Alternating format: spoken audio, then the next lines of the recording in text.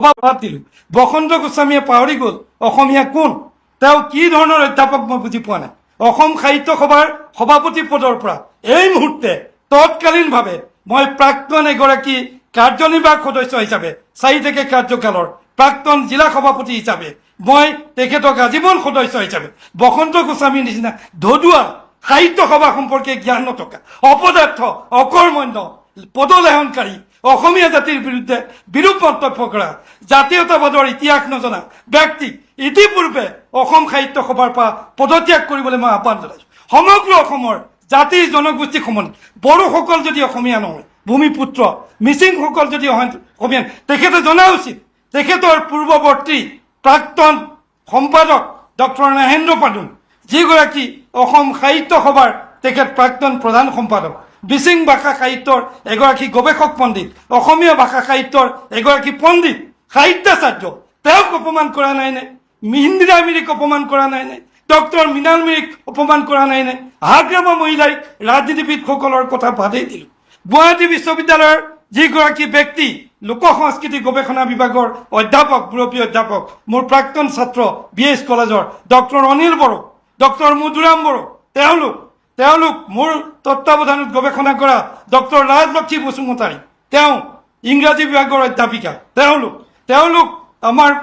বিশ্বজিৎ বড়ো মোৰ প্ৰাক্তন ছাত্ৰ আমাৰ কনক বড়ো তেওঁলোক বড়ো সম্প্ৰদায় হ'ব পাৰে বড়ো ভাষা তেওঁলোকে নাজানে তেওঁলোকে নিজক বড়ো বুলি নাভাবে গতিকে কি যুক্তিৰ ভিত্তিত কি তথ্যৰ ভিত্তিত এগৰাকী পৰিসংখ্যাবিদৰ নিচিনাকে অসম সাহিত্য সভাৰ এইজন পদলায়নকাৰী ধদুৱা অপদাৰ্থ সভাপতিয়ে অকৰ্মণ্য সভাপতিয়ে জাতিদ্ৰোহী সভাপতিয়ে দেশদ্ৰোহী সভাপতিয়ে এই মিয়াসকলক তেওঁ তুষ্টিকৰণ কৰিবলৈ গৈ মিয়াই অসমীয়া জাতি বচাব নেকি আমাৰ হয় ইছলাম ধৰ্মী তেখেতে ছৈয়দ আব্দুল মালিকৰ কথা পাহৰি গ'ল যি মই অসমীয়া কবিতা লিখিছিল তেখেতে মহিদুল ইছলাম বৰা যিগৰাকী অসমৰ প্ৰথমগৰাকী ডক্টৰেট ঢাকা বিশ্ববিদ্যালয়ৰ পৰা ডক্টৰেট তেখেতৰ কথা পাহৰি গ'ল অসম সাহিত্য সভাৰ ইতিহাসৰ কথা পাহৰি গ'ল আব্দুল সত্তাৰৰ কথা পাহৰি গ'ল সংমিশ্ৰণত অসমীয়া সংস্কৃতিৰ কথা কোৱা তেওঁ মিয়াসকলক বাংলাদেশী অগ্ৰসায়ন কৰা লোকসকলক সেইকাৰণে মোৰ ভাতৃপ্ৰতিম ধ্ৰুৱ মহন্তই বহুদিনৰ আগতে লিখিছিল কিমান সুৰক্ষিত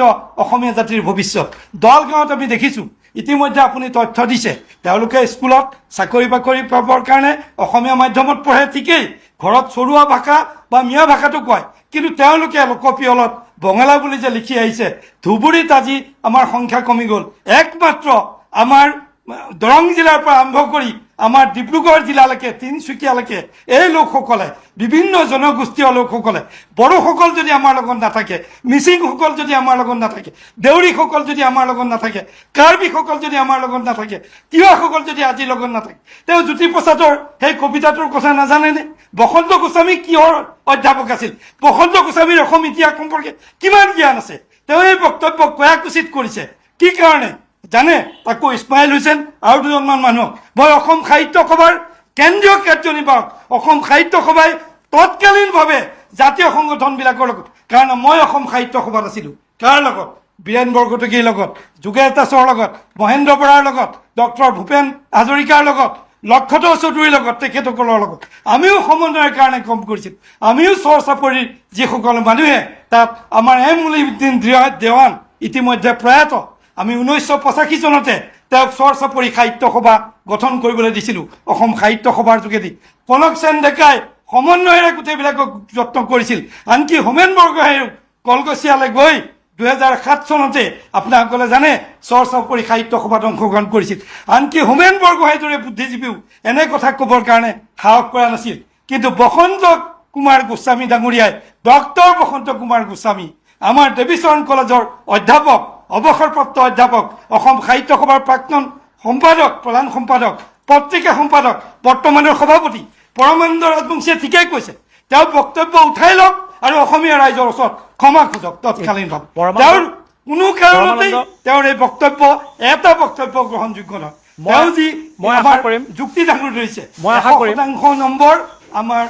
মিয়া অঞ্চলত ছাত্ৰ ছাত্ৰীসকলে পায় আমাৰ শিৱসাগৰত নাপায় আমাৰ তেজপুৰত নাপায় এনেকুৱা ষ্টেটিষ্টিক্স তেওঁ ক'ত পালে মই নাজানো ল'ৰাই ফেইল ল'ৰা ছোৱালী নাতিনীয়েকহঁতে যেনেকৈ ফেইল কৰিব তেওঁলোকে অসমীয়া মাধ্যমত নপঢ়ায় মোৰ এটা অনুৰোধ আছে অসম সাহিত্য সভাৰ সভাপতি সম্পাদক সকলোৱে ল'ৰা ছোৱালীক অসমীয়া মাধ্যমত পঢ়াওক মই যিদৰে পঢ়াইছোঁ ঠিক। মই যিদৰে জাতি মাতি ভেটিৰ কথা কৈ আহিছোঁ তেওঁলোকে কওক দালালি কৰিলে নহ'ব অসম সাহিত্য সভাৰ গায়ক সাজিলে নহ'ব